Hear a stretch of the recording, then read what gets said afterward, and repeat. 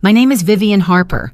I am 62 years old, and for the past 15 years, I have worked the night shift as a cashier at a grocery store just outside Dallas.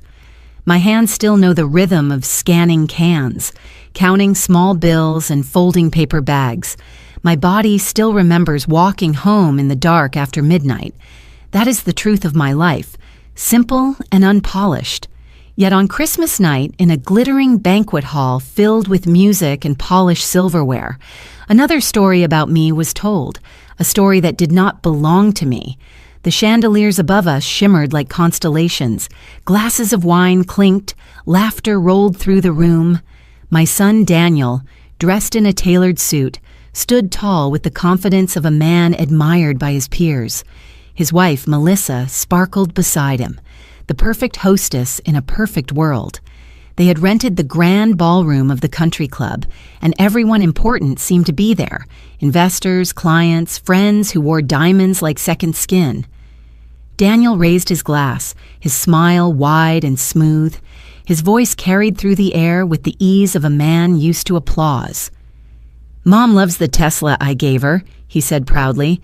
"She doesn't need the bus anymore. She drives in style now." The room erupted in polite laughter, clapping as though they had rehearsed. Melissa leaned in, her eyes glistening with satisfaction, nodding as if to confirm the truth of his words. Cameras flashed. The moment was immortalized in pixels and champagne. But my throat closed. My body froze. And before I could stop myself, words broke through my silence. "I still take the bus to work," I said quietly, my voice sharper than I intended. "Tesla, the car you speak of. I have never even seen it." It was not a shout.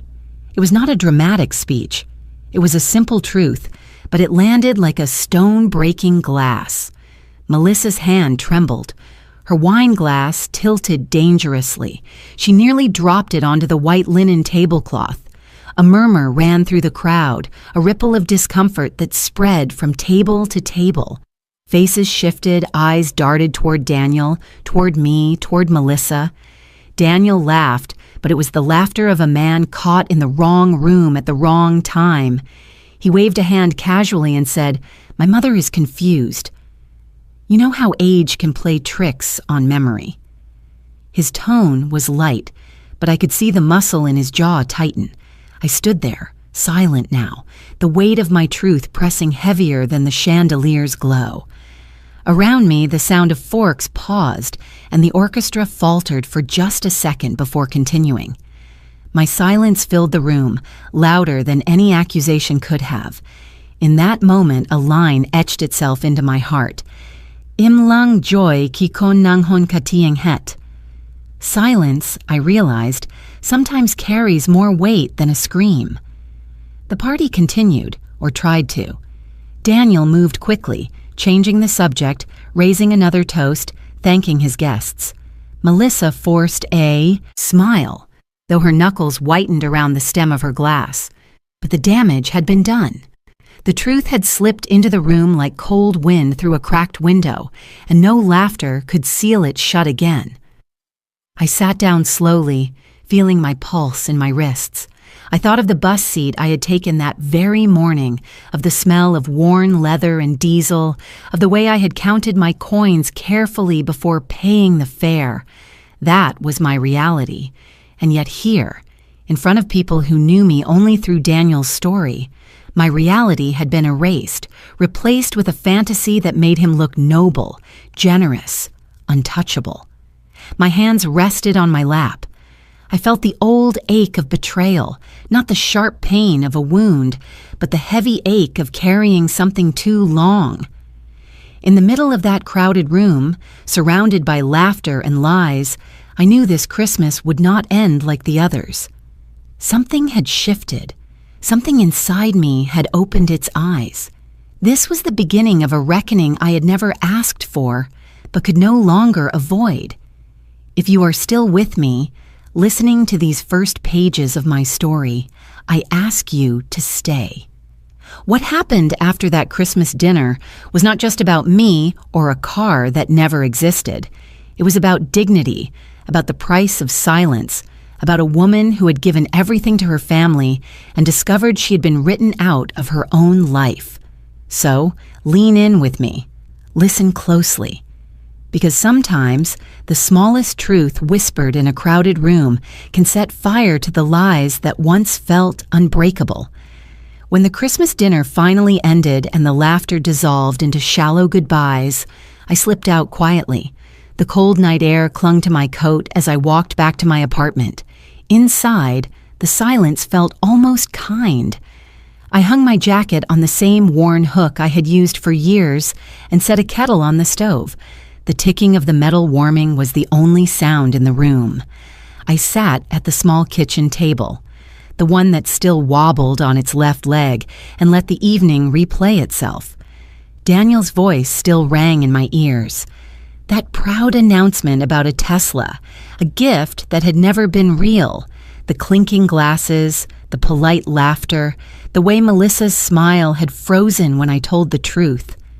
I saw it all again, and I wondered how many times I had allowed his words to replace my own life with something prettier, something shinier, something that erased me. My eyes drifted to the chipped teacup resting on the counter. The rim was cracked, but I had never thrown it away. It had been with me through long shifts, through nights when my hands shook too much to hold anything else. It was not beautiful, it was not expensive, but it was mine. That cup knew the taste of my solitude, the small comfort of hot water after walking home from work at 2 a.m. It knew me in a way no luxury car ever could. As the kettle began to whistle, my mind went further back, past the banquet hall, past the grocery aisles to a field on the edge of town. Daniel was 7 years old then. The sun had been bright, and he had begged me to buy him a kite.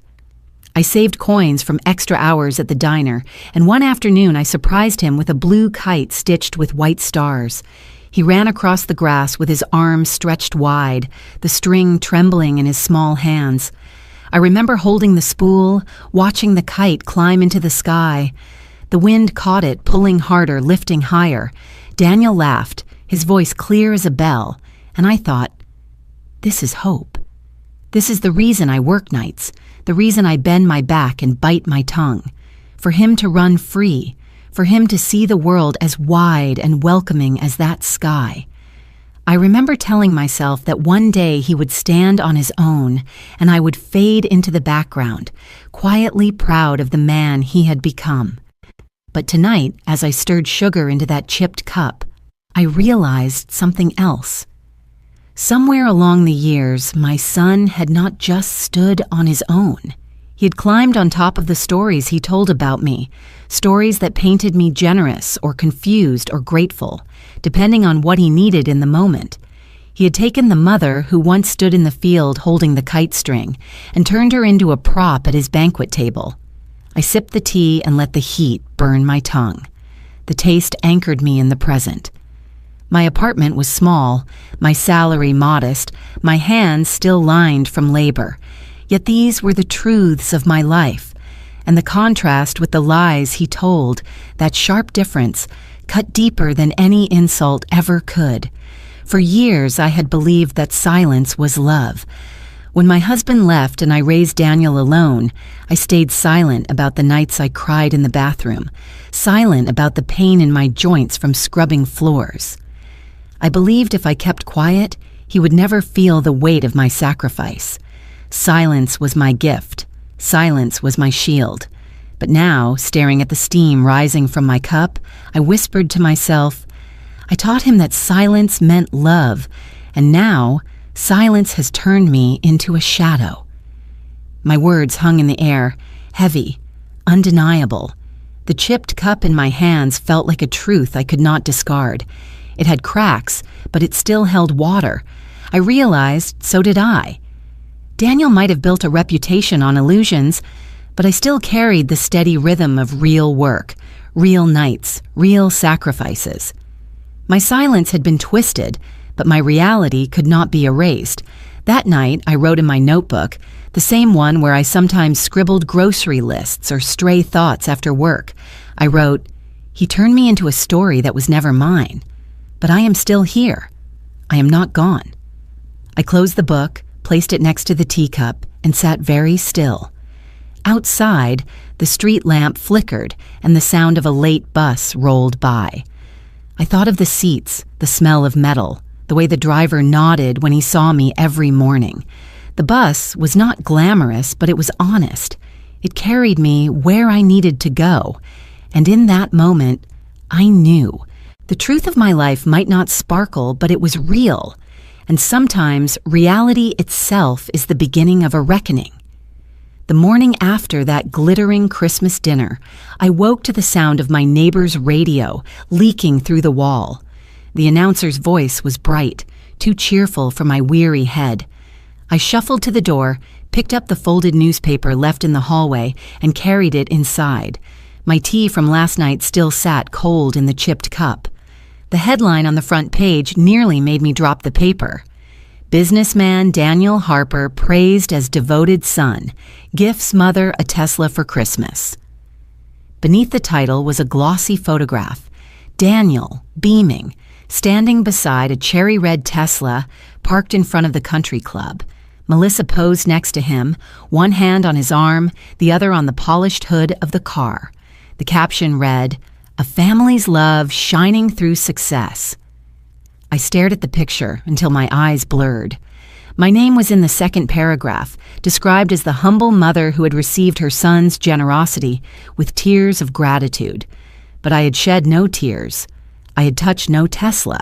I had only spoken one small truth, and now that truth had been scrubbed out by headlines, replaced with a fairy tale. My hands trembled as I set the paper down. For a moment, I wondered if I had imagined the night before. But then my phone buzzed. A message from Janet, an old coworker at the grocery store, lit the screen. "Viv, is this true? Tesla? Thought you still took the bus." I opened the link she sent. Not a polished article, not an official photograph, but a shaky video filmed by someone at the dinner. The sound of clinking glasses filled the background, but my voice cut through, clear, steady. "I still take the bus to work. Tesla? The car you speak of? I have never even seen it." The clip was less than 30 seconds, but already thousands of views had stacked under it. Comments streamed, "Wait, what? Which one is the truth?" Others wrote, "Classic PR stunt. Busted." Some defended Daniel, saying parents get confused. Others said the pain in my voice did not sound like confusion.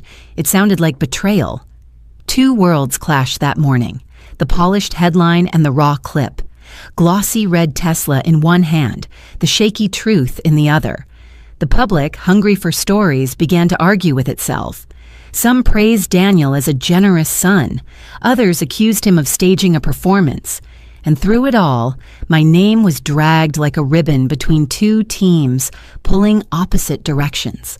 I sat at my table, the newspaper beside the chipped teacup, my phone buzzing with notifications I did not ask for. For the first time, I understood. This was no longer a family matter. This was not about a car, or even about one lie told at a dinner. This was a campaign, a carefully crafted image, an illusion built for cameras and investors, polished until it gleamed. And with one unscripted sentence, I had cracked it open. I whispered to myself, "This is not just family anymore. This is a campaign, and I just ruined it without meaning to." The realization chilled me more than the December air sneaking through the window. Daniel had built his world on narratives, stories told at banquets and printed in newspapers. He had painted himself the dutiful son, the successful businessman who remembered his roots, and Melissa had orchestrated the details, the photos, the press releases, the angles of light that made every smile look flawless. But truth is stubborn. It has a way of slipping through, no matter how carefully the curtains are drawn.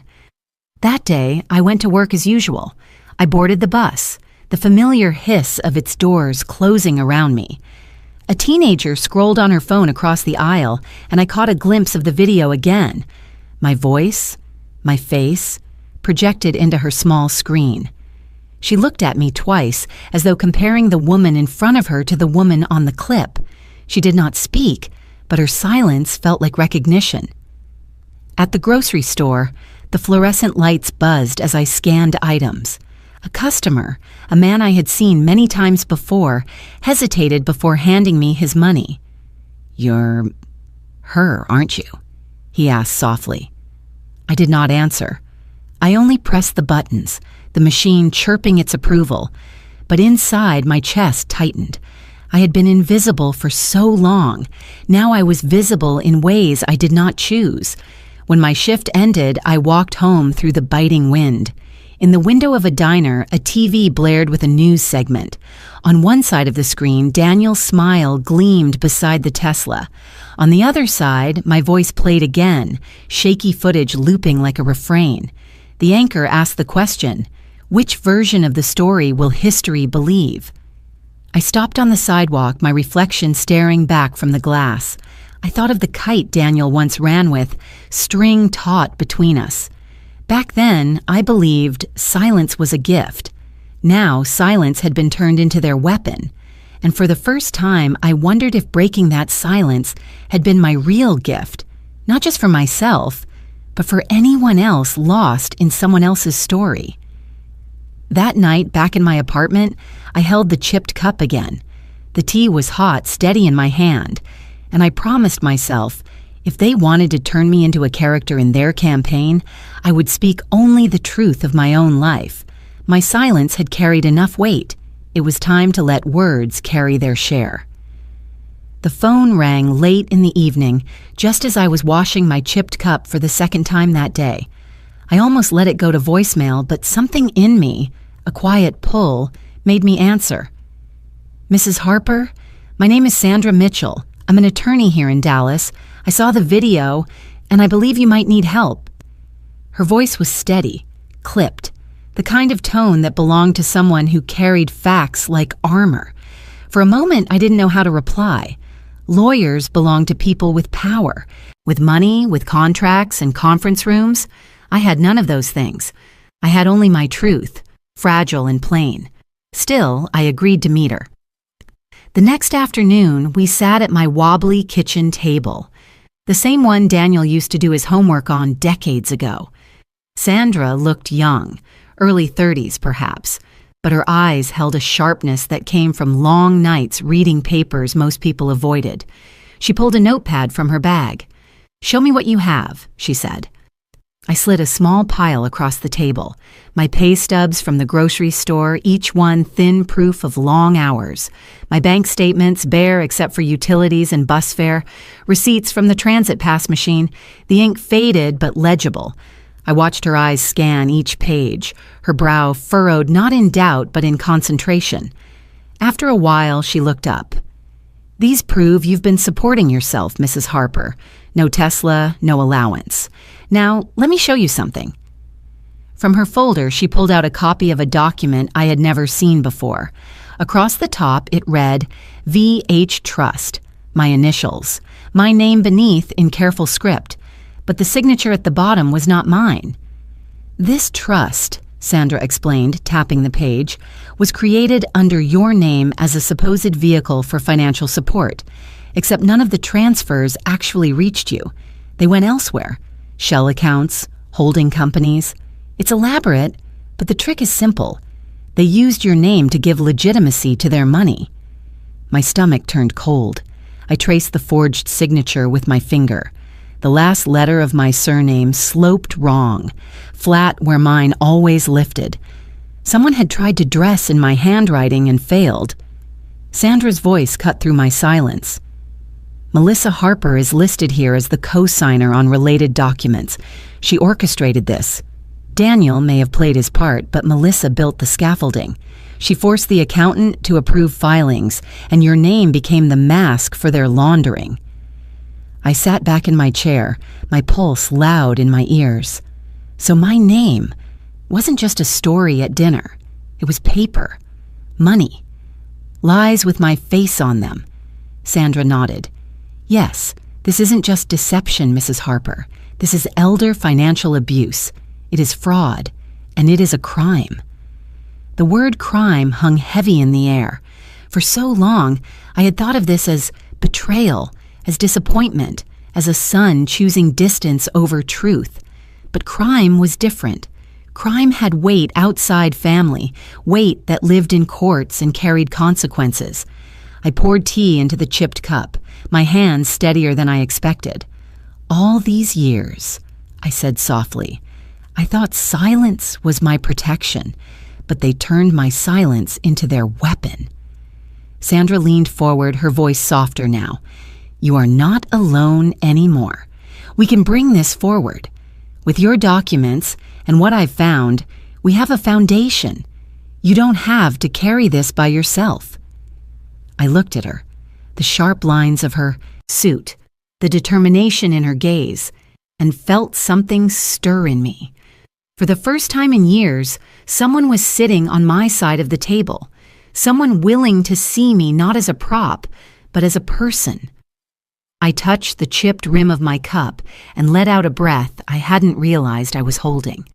"Then I suppose," I said, "this is the first time I've had an ally." Sandra smiled faintly, but there was no pity in it, only resolve. "Yes, Mrs. Harper, and the first of many." That night when she left, I sat alone again, but the silence felt different. It no longer pressed on me like a weight. It felt like space, space for truth to move, space for me to breathe. I opened my notebook and wrote one sentence before bed. "My name is no longer their tool. It is mine again." The annual shareholders meeting was held in a hotel ballroom that smelled like new carpet and old money. Chandeliers hovered above a navy stage. I sat near the aisle in a thrifted blazer, my chipped teacup memory tucked in my bag like a talisman. Beside me, attorney Sandra Mitchell tapped a pen on her legal pad. Her calm felt like a rope. Daniel took the stage to practiced applause. A slide deck bloomed with numbers and photos. Ribbon cutting, scholarships, a glossy red Tesla posed like a promise. He smiled toward the cameras. "Harper Family Holdings had a record year," he said, "and because success must carry responsibility, we expanded the VH Trust. It ensures my mother's dignity and funds community care." The slide brightened. VH Trust in bold, my initials turned into a logo I had never approved. Melissa stood at the aisle with a PR smile that did not reach her eyes. Her phone glowed like a second heartbeat. Daniel continued, every phrase polished. "We provide housing stipends, medical support, and transportation for my mother," he said, pausing, "so she never has to take the bus again." Laughter and claps. Sandra's pen stopped. "You decide when," she whispered. A line had formed for questions. I stood. My legs felt like winter branches, but they held. A staffer lifted a microphone toward me. The screen still displayed my initials, shining over a promise I did not live. "Mrs. Harper." Daniel began, surprised to see me there. I cleared my throat. My voice rang like a small bell. "In the last 2 years, I have not received a dime. I still work a cashier shift." The room did not breathe. Melissa moved first, heels quick. She reached a floor microphone. "She is confused," she said lightly, as if smoothing a wrinkle. "Holiday stress. She often forgets—" I kept the mic steady. "I might forget a bus stop, but I cannot forget a Tesla." A ripple, then stillness. A shareholder in a silver tie raised his hand. "Can we see disbursement statements from the VH Trust?" he asked, voice dry as paper. Sandra leaned toward a nearby mic. "We would welcome those," she said, "and any bank records reflecting deposits into Mrs. Harper's accounts." Daniel's smile thinned. "This is not the appropriate forum." An older woman near the front stood. "It becomes appropriate," she said, "when charity is used as marketing." Heads turned. Phones rose. I slipped bus pass receipts and pay stubs from a folder into Sandra's hand. She lifted them just enough for the nearest camera to catch dates.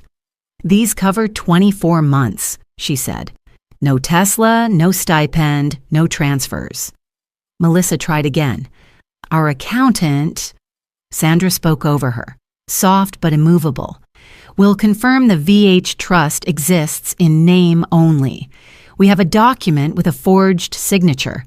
The tail on the R is wrong." Daniel gripped the podium. "Mother, please, we can discuss this privately." I looked at him.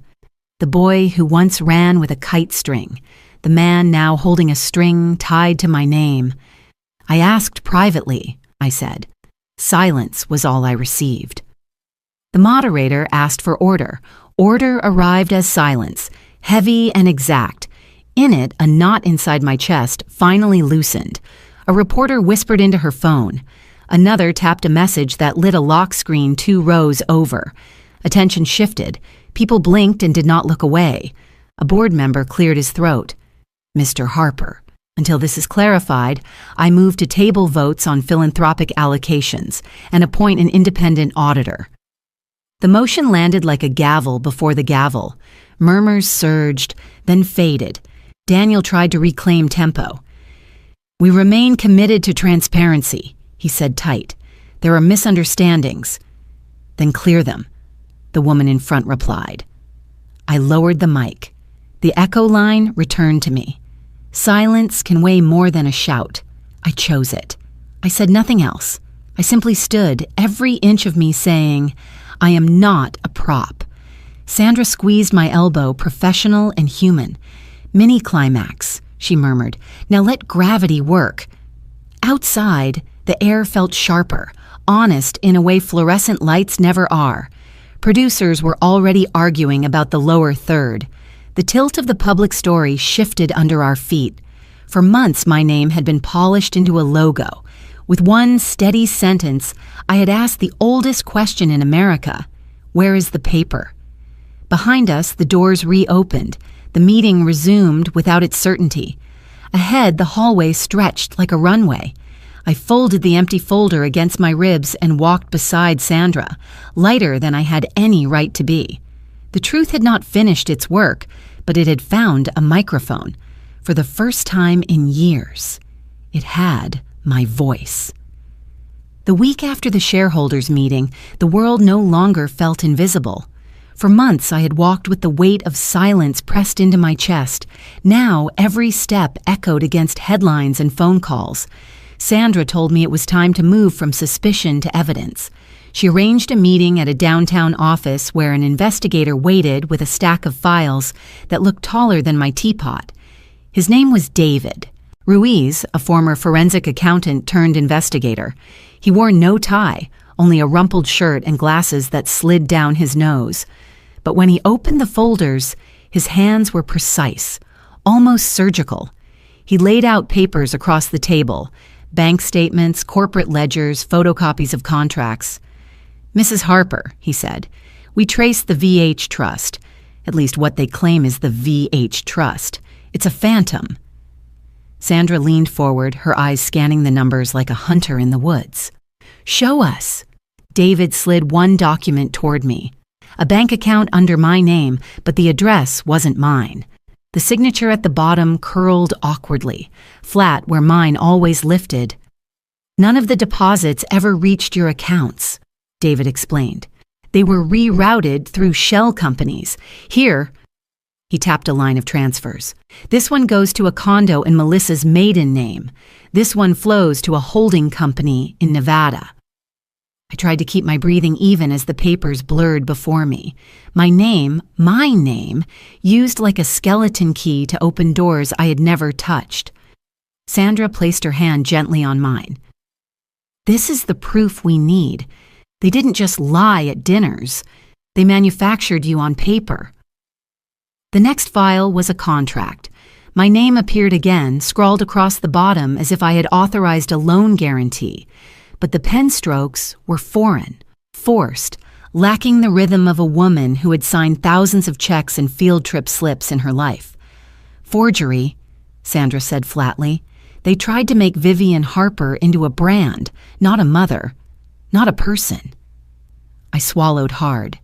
My name, Vivian Harper, has been turned into a mask. The echo of my own voice in that room startled me. David looked up, his face solemn. "That's exactly right, Mrs. Harper, and masks can hide crime, but they can also be removed." Sandra flipped to another section. We found a witness. The door opened and a man stepped inside. His hair was thinning, his tie knotted loosely as if he had stopped caring about appearances long ago. Sandra introduced him, Robert Kim, former company accountant. He sat across from me, eyes low. "I worked for your son for 8 years, he began, his voice cracked. "I was ordered to sign off on filings for the VH Trust. Melissa was the one who delivered the papers. She told me if I refused, I'd be out the next morning. She reminded me I had 2 kids in college."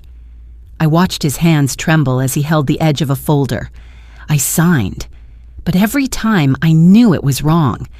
"Mrs. Harper, I want you to know. I am sorry. I should have said something sooner." His shame filled the room, thick as smoke. For a moment, I wanted to comfort him, to tell him I understood fear.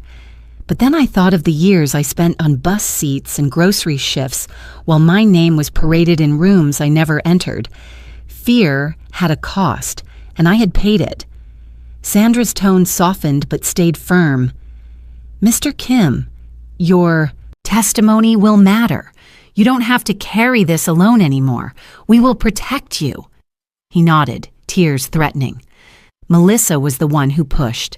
Daniel let her, but she was the architect.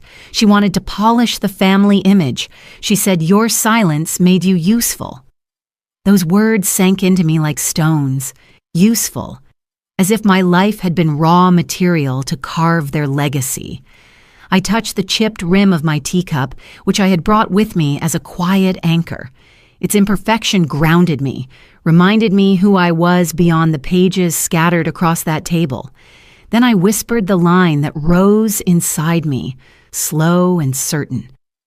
"A name cannot be someone else's property. A name belongs only to the one who carries it." Sandra met my eyes. "That's our case, Mrs. Harper. That sentence is our spine. We'll show them your name is yours." I sat straighter. For years, I had shrunk in silence. But in that moment, with evidence laid bare, with witnesses beginning to speak, I felt the first true taste of something I had long forgotten. Not revenge, not victory, but dignity, returning to its rightful owner. The storm did not come quietly. It arrived with headlines flashing across every screen in Dallas. Harper family under scrutiny. Clips of me at the shareholders' meeting, microphone trembling in my hand, spread faster than any truth I had ever spoken in my life. Reporters camped outside my apartment building. Camera flashes lit the hallway at odd hours, painting my door in strobe-like bursts. Daniel struck first. He appeared on television wearing his most expensive suit, the kind that seemed to carry its own lighting. His smile was strained, stretched too far. Sitting across from a primetime anchor, he leaned in as if confiding. "My mother is confused," he said with a gentle chuckle. "She worked so hard for me all those years. I think sometimes she forgets the details. The VH Trust exists to honor her sacrifices. She may not remember every arrangement, but the intent has always been care." The anchor nodded politely, but the camera caught the hesitation in her eyes. Sandra and I watched the segment on my small television. She muted it halfway through. "He's stalling," she said, "trying to turn you into a fragile elder instead of a credible witness. But the public isn't as easy to steer as he thinks." She was right. Within hours, another video appeared online, cobbled together by someone with more determination than sleep. It began with Daniel's polished interview, then cut sharply to footage from the Christmas dinner. His voice announcing the Tesla, the room's applause, my frozen reply. "I still take the bus to work." Melissa's wine glass trembling in her hand. The contrast hit harder than any editorial could. The video didn't stop there. It spliced in leaked testimony from Robert Kim, the former accountant, his weary face admitting on camera that Melissa had forced him to sign false documents. She said if I refused, I'd be out the next morning. His words landed like hammer blows against Daniel's carefully rehearsed smile. The clip ricocheted across social media. Comments bloomed in thousands. Elder abuse, plain and simple. Imagine using your own mother for PR. She remembers the bus stop, but not the Tesla. That line broke me. I stayed inside. I did not pick up calls. Neighbors left groceries at my door with small notes. "We believe you." The silence I held became louder than Daniel's explanations. Sandra sat across from me at the table, files spread neatly before her. She stirred sugar into her coffee, calm even as the world outside burned with noise. "Do nothing," she advised. "Let the truth breathe. When you stay silent, you give people space to replay what they saw and heard. They will measure it themselves. If you rush to defend, you interrupt their reckoning." I traced the rim of my chipped teacup. Imprisoned once by silence, now I wielded it. I felt its edge, sharp, clean, decisive. Silence was no longer weakness. It was blade. Melissa attempted her own counterstrike. A glossy magazine ran an article titled "The Toll of Caregiving." Photographs showed her in muted lighting, hand pressed to forehead, portraying herself as the weary daughter-in-law burdened by an ungrateful elder. But the internet turned against her quickly. Someone placed the magazine cover side by side with Robert Kim's testimony. "Burdened by care or profiting from fraud?" the caption read. For the first time, Daniel and Melissa's empire seemed to tremble. Sponsorships pulled back quietly. A board member resigned from their foundation with a terse public statement. Talk show hosts debated whether I was a victim of financial abuse or a pawn in a corporate cover-up. Either way, the narrative had shifted. I was no longer invisible. Through it all, I remained still. I cleaned my small apartment, brewed tea, wrote notes in my notebook. Every so often, I looked at the folder Sandra had left on my counter, filled with documents that carried my name twisted into shapes I had never signed. I resisted the urge to shout my truth from the balcony.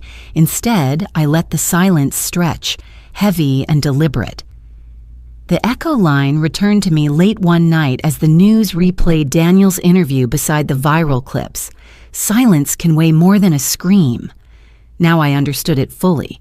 My refusal to play their game had become its own kind of testimony. Sandra called the next morning with her voice steady as stone.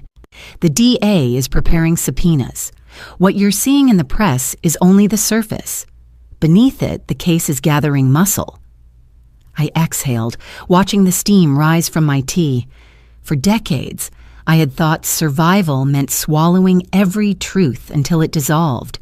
But now I saw that silence could be sharpened, honed into something powerful, not a muzzle, a weapon.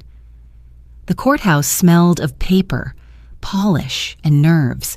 I sat at the wooden table beside Sandra, the weight of years pressing down on my shoulders. Cameras waited outside, but inside the courtroom there was only stillness, a silence heavy enough to bend my breathing. When my name was called, I rose. My hands trembled only once before finding their balance. The oath felt strange on my lips, not because I doubted it, but because I had already been telling the truth long before this room decided to listen. Sandra's voice guided me gently. "Mrs. Harper, please tell the court what brought us here." I began with Christmas. I told them about the chandelier light, the laughter, the wine glasses, how Daniel had lifted his glass and announced to the room, "Mom loves the Tesla I gave her. She doesn't need the bus anymore." I told them how I froze, how I whispered instead, "I still take the bus to work," and how Melissa's wine glass nearly slipped from her hand. The jurors leaned forward slightly, their faces unreadable, but I felt the air shift. I carried the story forward, the shareholders' meeting, the hollow accounts, the documents Sandra had uncovered. Then Sandra placed a folder in front of me. Inside was the signature, my name, but not my hand. I lifted it carefully, like something fragile and dangerous. My throat tightened. I have signed my name thousands of times, on rent checks, on permission slips, on grocery receipts, and every time I write the R in Harper with a lift at the end, It rises like a kite string catching the wind. I pointed at the document. This signature drags the R down. Whoever wrote this did not know me. They did not know the way my hand lifts when I finish my name. This is not mine. The room grew stiller than before. Even the judge's gavel seemed unnecessary. The silence had already ordered itself. Sandra nodded. "Thank you, Mrs. Harper." Daniel's attorney rose. "Mr. Harper, would you explain this?" Daniel adjusted his tie, his voice practiced. "This was a clerical mistake, a paperwork error. These things happen in large organizations. My mother misunderstood. I would never harm her." The juror's eyes stayed on him, searching for conviction that did not arrive. Then Melissa's lawyer stood. She wore a mask of composure, but her hands betrayed her, twisting the cap of a pen. "Mrs. Harper must understand that my client was not responsible for signatures or filings. She trusted the accounting staff. If there were irregularities, they came from the bookkeepers, not from her." The words cracked under their own weight. The prosecutor leaned forward. "Then let us hear from the bookkeepers." Robert Kim was called. His voice shook, but his words did not. He told the court that Melissa had delivered the papers, that she had threatened his job if he refused. He told them she had insisted the trust be reported as active, though no funds ever flowed to me. The defense tried to paint him as bitter, disgruntled. But then came the handwriting expert, a woman with steel gray hair and a stack of enlargements. She pointed to the angle of my H, the curve of my R. She compared it with the forged version. She spoke with the calm of someone who trusted paper more than people. This signature was not written by Mrs. Harper. It is a forgery. The variance is beyond question. Gasps rippled through the gallery. Melissa's face drained of color. Daniel pressed his lips tight, eyes fixed on the table. The judge adjusted his glasses. "Ladies and gentlemen of the jury, you will disregard speculation. You will focus on what is before you, the evidence." But the evidence had already done its work. Sandra rose again, her voice steady. "Mrs. Harper, one last question. How did it feel to see your name used this way?"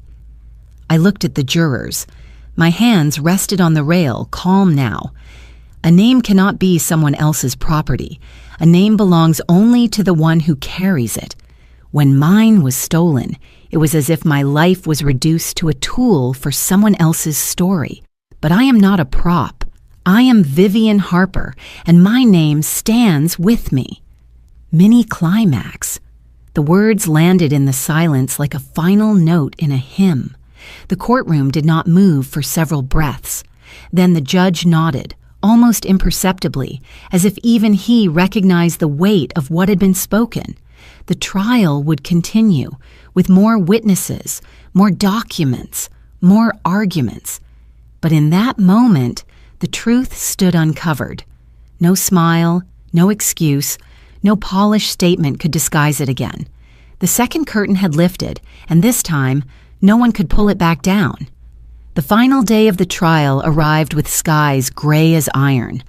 I sat in the courtroom, palms pressed flat against my lap, the chipped rim of my teacup echoing in memory, though it rested safely at home. The judge's gavel struck, and the room folded into silence. I drew a slow breath, steadying myself. The prosecutor stood, voice clear and deliberate. She turned to the jury, then lifted a printed sheet of text messages projected on the screen. Melissa's words appeared larger than life, impossible to ignore. "Make him sign. Vivian will never check." The gallery gasped. Some shook their heads. My chest tightened at the cruelty, not just of the fraud, but of the confidence. I had been invisible enough for her to believe I would never look. I whispered aloud, barely more than a breath. "I do not need a Tesla. I only need the truth about my name." The jurors heard every word. Their eyes moved toward me, then back to the evidence glowing on the screen. The prosecutor let the silence linger before speaking again. "This is not confusion. This is not a clerical error. This is conspiracy, coercion, and fraud. Daniel Harper and Melissa Harper did not honor their mother. They exploited her. The defense tried their final protest. Daniel's attorney argued that Daniel had relied too heavily on his wife's judgment, that he had made mistakes but never intended harm. Melissa's counsel insisted she was under pressure, that she had been caught between loyalty and fear. Their words fell flat, hollow echoes in a room now filled with truth. The jury filed out. I sat with my breath, caught halfway, as if release would demand too much. Sandra's hand brushed lightly against my arm, a reminder that I was not alone. Minutes passed, heavy and long. Then the door opened and the jurors returned. No faces gave anything away. The foreperson rose, a folded paper in hand. The clerk read aloud. On the charge of elder financial abuse, we find the defendant, Daniel Harper, guilty. On the charge of tax fraud, guilty. On the charge of forgery, guilty. Daniel's head dropped. For the first time, his polished armor cracked. The sentence followed. 15 years. My breath trembled, not from triumph, but from the weight of hearing my son's name bound to prison walls. The clerk continued. On the charge of conspiracy, we find the defendant, Melissa Harper, guilty. On the charge of coercion, guilty. On the charge of fraud, guilty. Melissa's hands clutched the table, knuckles white. The sentence, 20 years. The mastermind faced longer than the man she had guided. The gallery stirred. Murmurs rippled through strangers' throats. Reporters scribbled furiously. I sat still, my gaze on the wooden rail before me. My body did not leap in victory, did not cry out for satisfaction. Instead, I exhaled, long and soft, as if air had been trapped in me for decades. Justice had arrived, but it did not glitter. It carried no celebration. It sat like a scale settling back into balance. Sandra whispered, "It's over." I shook my head gently. Not over. Just set right. The judge thanked the jury, dismissed the court. The gavel fell one last time. People stood, shuffled, whispered. Daniel did not look at me as officers led him out. Melissa lifted her chin as if defiance might still protect her, but her eyes betrayed her. Fear had finally reached her. I remained seated, palms against the bench. My voice stayed low but firm. Justice is not joy. It is only balance restored. The words echoed back to me, clear and steady, as though the room itself agreed. When I finally rose, the courtroom lights caught the lines of my face, not with pity, but with recognition. I walked slowly toward the exit, each step lighter than the last. For years, my name had been stolen, twisted, paraded as a tool. Now it was mine again, Vivian Harper, not a trust, not a deduction, a woman, whole. The morning after the verdict, the headlines spread like wildfire. Every paper on every newsstand carried the same refrain: the Harper couple brought down. Photographs showed Daniel being led away in cuffs, his once polished suit wrinkled, his eyes hollow. Melissa's image appeared beside his, face pale and defiant but undeniably broken. Their empire, built on lies and glitter, had finally collapsed under the weight of truth. I returned to my small apartment quietly, away from the noise of reporters and the constant hum of speculation. My keys turned in the lock with the familiar scrape, but this time my hand did not tremble. Inside, the air was the same, faintly scented with tea leaves and detergent. But it felt different. It felt like it belonged to me again. I set the kettle on the stove and waited. For years, that act had been one of survival, a way to fill silence too heavy to bear. Today, it was something else. As the steam rose and the kettle whistled, I realized my hand was steady, not a shake, not a quiver. The storm had passed through me, and I remained standing. I poured the tea into my chipped cup, the same one that had carried me through nights of exhaustion, nights when Daniel's future mattered more than my sleep. I sat at the table, opened my notebook, and wrote, "The truth does not need to scream. It only needs to stand upright." I closed the notebook slowly, running my palm across its worn cover. Those words were not for the world. They were for me. A reminder that the loudest battles are not always fought with voices, but with presence, with patience, with the simple act of refusing to disappear. From the window, I saw the bus rumble past, its brakes hissing at the corner. The same bus I had ridden countless mornings, shoulders pressed against strangers, eyes fixed on the floor. But today, I smiled. I was still taking the bus, yes, but I was no longer a shadow inside it. The world had finally seen me. Evening fell, bringing with it the hush that only comes after great noise. I brewed another cup of tea, savoring the calm. The city outside carried on, horns, footsteps, laughter, but my apartment was an island. I thought about the trial, about Daniel's face when the sentence was read, about Melissa's mask cracking under evidence too sharp to deny. I felt no victory in it, only balance, as if the scales had been quietly set back where they belonged. It was close to midnight when I heard the scrape at the door. A soft sound, paper against metal. I walked over and saw it. A white envelope sliding through the slot, landing on the rug with a dull whisper. I bent to pick it up. On the front, written in rushed, uneven ink, was a single word, Daniel. I stood there, the envelope in my hand, the weight of it out of proportion to its size. My son's name, my son's hand, a plea, perhaps, a confession, a wound wrapped in paper. I carried it to the table and set it beside my teacup. The steam rose between us, a fragile curtain. My fingers lingered on the flap, but I did not break the seal. Some doors open only with truth, and some doors must remain closed, guarded by silence. I leaned back, listening to the city breathe, the envelope still unopened. My tea cooled and I let it. Tonight I chose not to read. Tonight silence was the truest word I could speak. For the first time in years, I felt whole.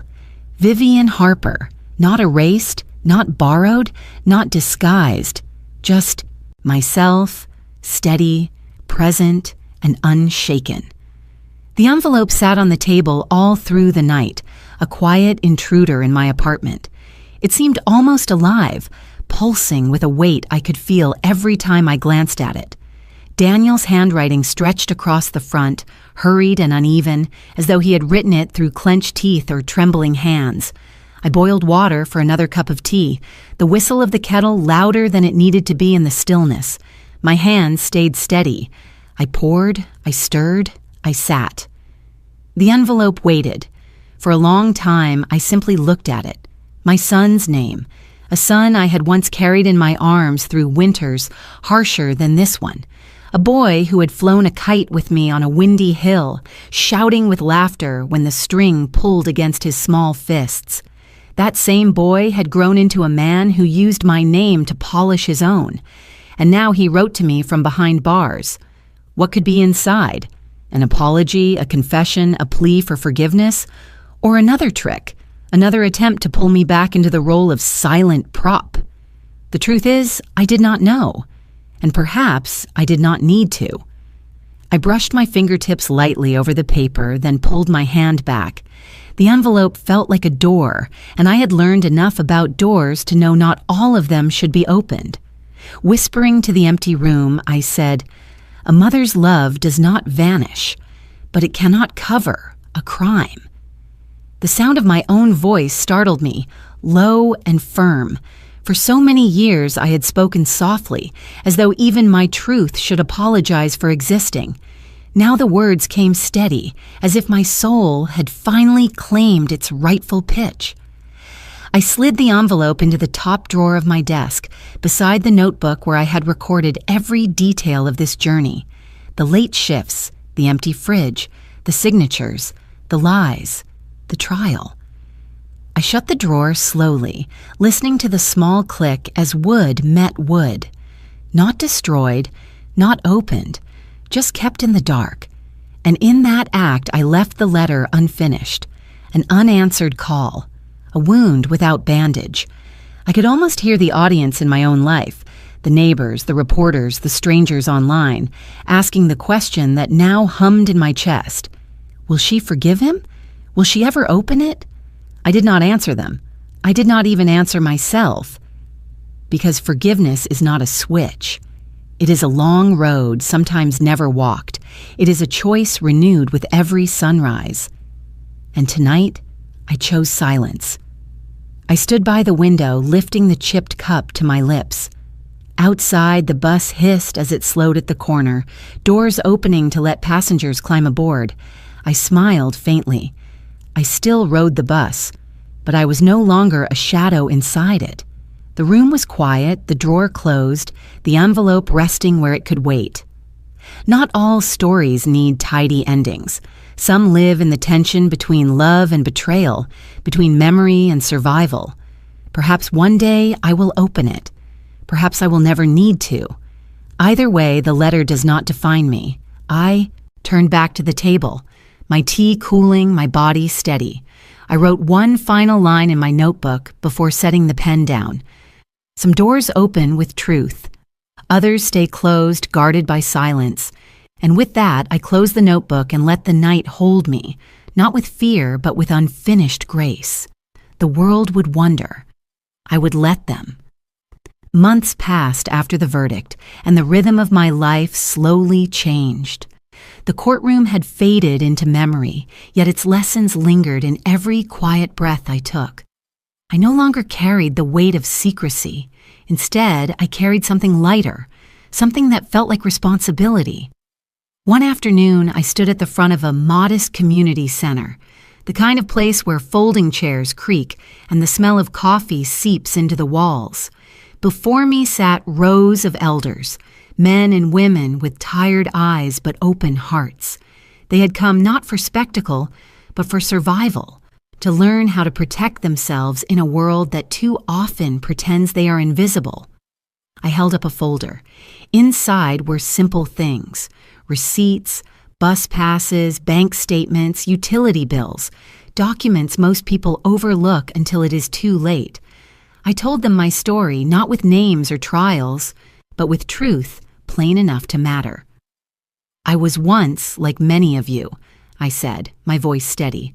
I believed silence was love. I thought keeping records meant I didn't trust my family. But silence is not love, and trust without proof can become a trap. Don't let silence be the last inheritance you leave behind. The room was quiet. Faces leaned forward. Some nodded. Others stared at the floor with a heaviness I recognized all too well. I set down my chipped teacup, the one I had carried as a reminder of endurance, and let my eyes meet theirs. Keep every receipt. Save your bank statements. Write down the dates and the amounts. Protect your name, because a name is not just letters. It is the history of who you are. At the back of the room, a woman raised her hand. Her voice wavered, but her words cut deep. What if we are already too late? What if our children have already taken from us? I paused, letting her question rest in the air. Then I answered softly, "Then you are not alone, and being heard is the first step to taking yourself back. It is never too late to let the light in." I closed my folder and repeated the words that had become my compass. The doors are open now. Let the light do its work. That line, once only for me, now belonged to all of us. After the session ended, people lingered. Some touched my hand. Some whispered their own hidden stories. I listened because listening is another way of lifting weight from someone else's shoulders. When I finally stepped outside, the late afternoon sun fell across the street, and for the first time in a long time, I felt not just steady, but hopeful. I had not chosen revenge.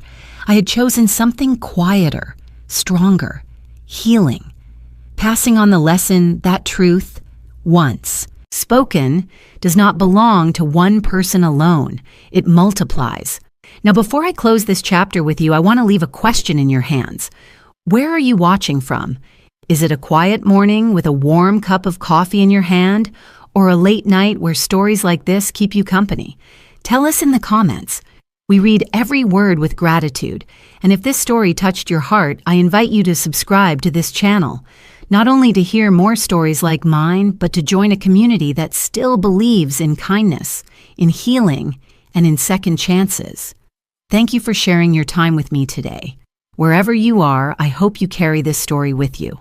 Remember, sometimes miracles do not knock on your door. They wait quietly until you are ready to open your heart.